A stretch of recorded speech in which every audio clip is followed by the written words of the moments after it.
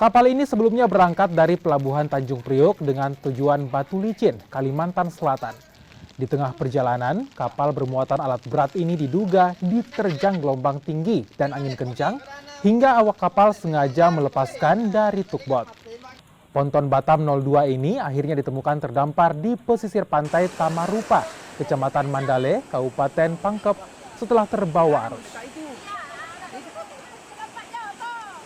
Tong Batam 02, ABK 0, tidak ada, karena dia ikut di kapal takbuk yang menarik. ABK-nya kosong. Kosong. Yang dimuat apa saja yang dia? Bulldozer 2 unit, roller boma 3 unit, 1 buah kontainer besi H, pipa besi mal tiang pancang, ban mobil dan dinamo. Kalau untuk lokasi tempat terdamparnya itu di daerah mana? Nah, pas masuk perairan Yukan Tupak Biring Utara, tapi di Mandale, sebelah luarnya Mandale.